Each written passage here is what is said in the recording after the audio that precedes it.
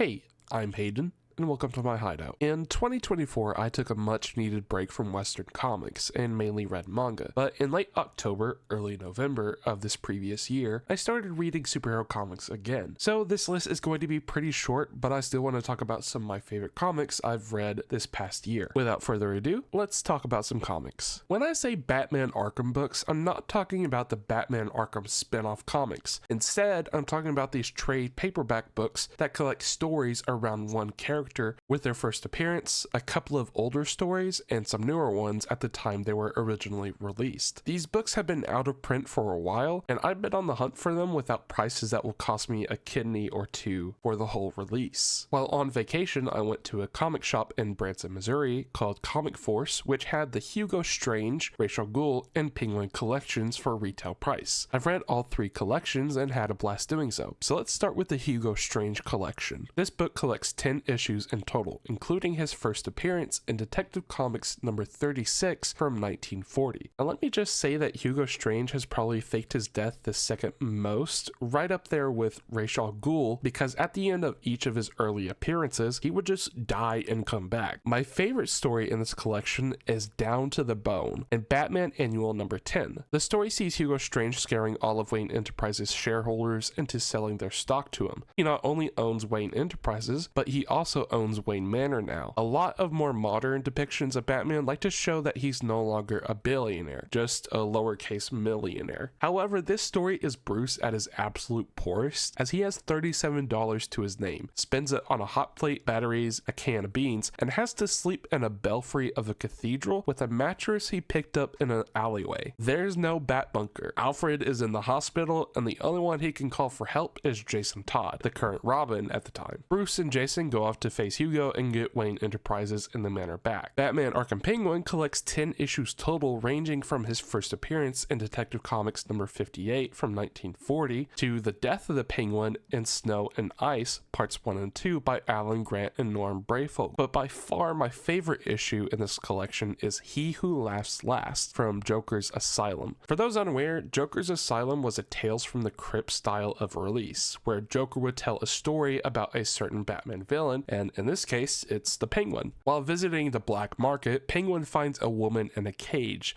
as she pleads for help. Penguin frees her, and we see the beginning of a relationship. Penguin is in love, but the dark cracks begin to show in their relationship, and when Violet attempts to leave, Penguin lashes out and puts her back on the mark. This is a dark story, but definitely worth the read in my opinion. By far my favorite collection, however, was Batman Arkham Ra's al Ghul. This collects 9 issues total, ranging from Daughter of the Demon and Batman 232 from 1971 to Ra's Forever Evil tie-in and Batman and Robin 23.3. My favorite issue in this collection was the story Dependence in Detective Comics number 750. Ra's al Ghul has created a drug that gives its user animal characteristics. For example, there's a woman that has a snake tongue and fangs. Batman wants to get this drug off the streets and goes on a 64-page adventure to take down Ra's al Ghul. One of the things I really love about this issue is that the only colors used are green, black, gray, and white. I love the use of limited color palettes in this issue, so massive credit to the artists Sean Martinbrow and Stephen Mitchell. I would love to see more books that use similar limited color palettes, like what we've seen with Wolverine Black, White, and Blood. Maybe DC will throw me a bone and give me a Nightwing Black, White, and Blue issue. Moving on from one collection of Batman books to another, I also read Batman One Bad Day Two-Face,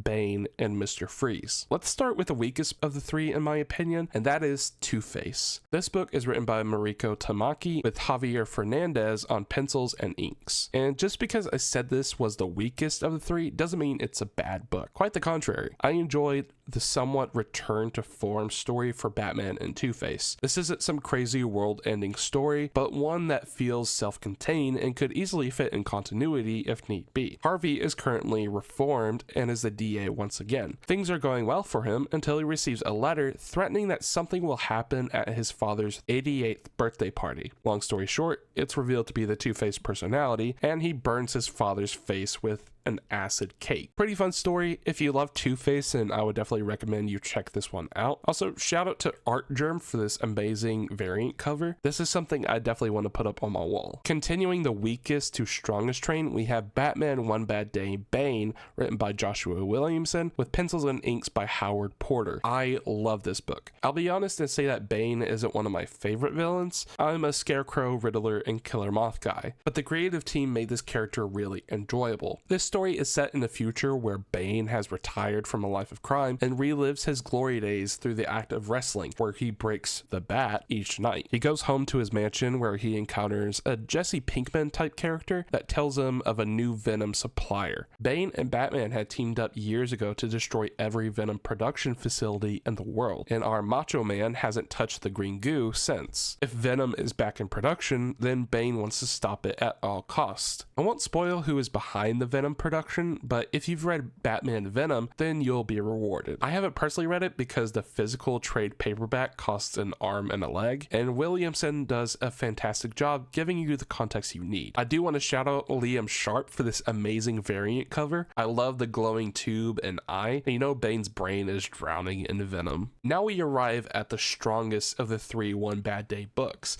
and that is Batman One Bad Day Mr. Freeze, written by Jerry Dugan with pencils and inks by Matteo Scalera. If you were looking for a book to give you some Batman the Animated Series style storytelling, then look no further. This book is set during Bruce's early years as Batman, with Dick Grayson being the current Robin. It's Christmas Day and our dynamic duo are looking to spread some Christmas cheer by helping Mr. Freeze cure his wife. Unfortunately, things go sideways and our dynamic duo must stop our Jack Frost. The story also changes Mr. Freeze's relationship with Nora in some interesting ways. Not in a New 52 style that butchers what we love about the character, but adds some new perspective that adds more food for thought. If you had to pick one Batman book on this list to check out, let it be this one, and I don't think you'll regret it. Now we arrive not at the last Batman book, we'll get to that in a minute, but the last collection of Batman books. That collection being Batman Earth 1, complete collection by Jeff Johns, Gary Frank, John Seibel, and Brad Anderson. I've read the first volume before, but 2024 was the first time I've read volumes 2 and 3. For the uninitiated, Batman Earth 1 was DC's version of Marvel's Ultimate Universe. The characters were reset to ground one, allowing the creative teams to have some fun and put their spin on these characters. As an example, Alfred wasn't Wayne's butler in this universe. Rather, Thomas was saved by Alfred, and he helped Alfred to walk again. There's also things like Penguin being the mayor of Gotham, Killer Croc becoming a member of the Bat family, Harvey Bullock being a rookie from Hollywood, and Catwoman looking like she just robbed a Hot Topic store. And while there were certainly things I didn't like about this version, those dislikes were outweighed by things that I loved. It's also hard to dislike Gary Frank's artwork. I mean, it's hard to imagine what this book would look like without them. This next book is the last Batman book on this list, and is probably one you've been expecting. That being Absolute Batman by Scott Snyder, Nick Dragotta, and Frank Martin. The first comic book I can remember reading was Scott Snyder and Greg Capullo's New 52 Batman. I borrowed The Court of Owls from my local library and was just glued to the pages, and that run was the first one I collected all of the trades for. So to say I have a soft spot for Scott Snyder's Batman would be an understatement. And when it was announced that Scott was heading up a new Batman book, I was locked in day one. This book has clicked all the right buttons for me, and I feel like there will be two camps for this title. People who say heck yeah, and the people who say heck no. I'm personally in the former camp. Let me know what camp you've fallen into.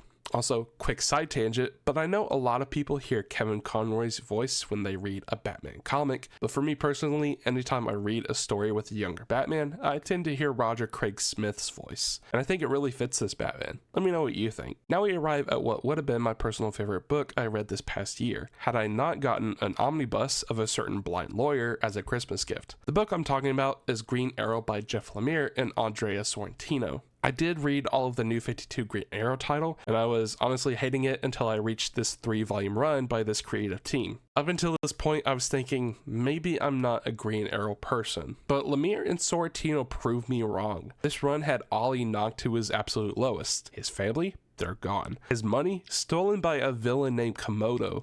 his friends blown up in his company's building. Komodo is after the complete destruction of Oliver Queen, and my god is their battle so fascinating to watch. I also enjoyed the Richard Dragon arc, although I feel it was cut a bit short. I feel like that story could have had another volume at the very least. I also love the use of Killer Moth by turning him into a complete psycho hitman. If you want to check out a Green Arrow book, then I can't recommend this short run enough. Seriously, go check it out. Now we've reached my favorite book that I read this past year, and that is Daredevil Omnibus 1 by Brian Michael Bendis and Alex Mayleave. I received this book as a Christmas gift from my parents. I had taken the holiday week off and spent quite a bit of time reading the book front to back. I absolutely loved it.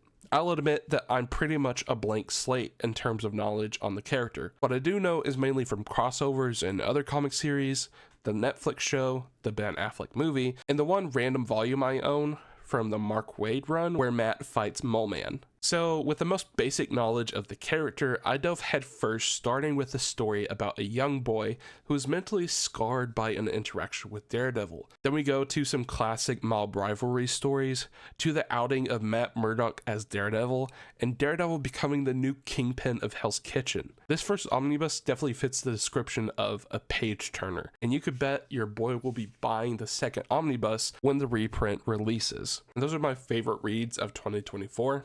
Not a whole lot of variety in terms of superhero titles, but that will definitely change this year. I want to thank you so much for watching, and be sure to let me know what your favorite comic read of the last year was. Until next time, peeps, goodbye.